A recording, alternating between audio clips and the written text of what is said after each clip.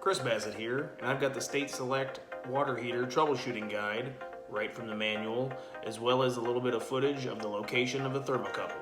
Let's get into it.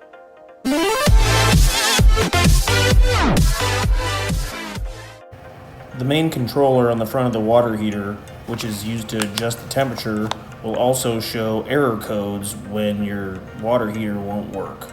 By matching up the configuration of the LED lights with this guide, you'll be able to diagnose the problem.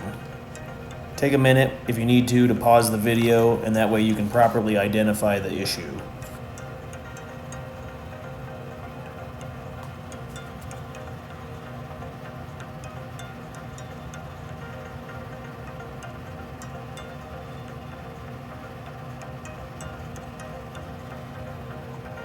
With my error code, it says system and lockout.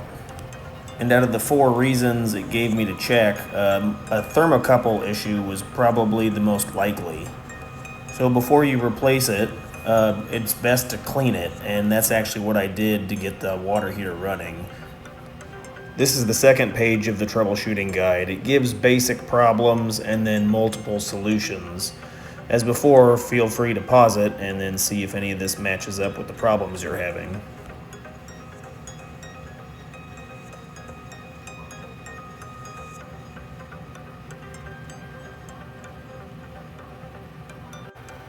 Before you attempt to work on the water heater yourself, you should read the front hazard panels. It tells you all the dangers and everything you need to turn off before you work on the piece of equipment.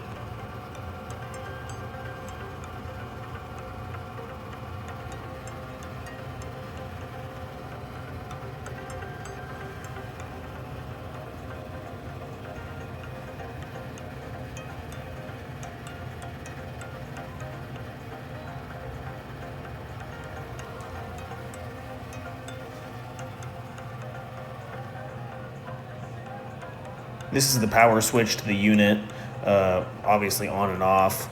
You can also unplug it from the wall to disconnect the power.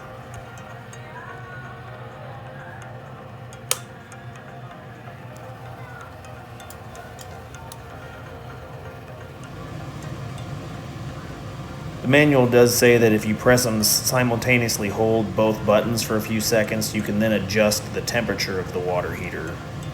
I was having the issue where it would try to cycle several times before it would shut itself back down, which one of the most common problems is the thermocouple, or is referred to as the flame sensor. And upon inspection, it may look clean. Even wiping it with a rag or a little piece of sandpaper, if there's some buildup on it, could make the difference. So you can see that the flame is actually coming on and the water heater is trying to continuously run, but since the flame sensor is not working, it won't stay running. There's also a piece of wire mesh above the flame sensor, and that degrades over time and can fall down onto the sensor. That will also cause the system to shut down. So here's the access panel to the thermocouple. You just squeeze it and it slides out. And then you have this secondary barrier, which takes a Phillips head screwdriver. Once you remove that, you'll be able to gain access to the burner.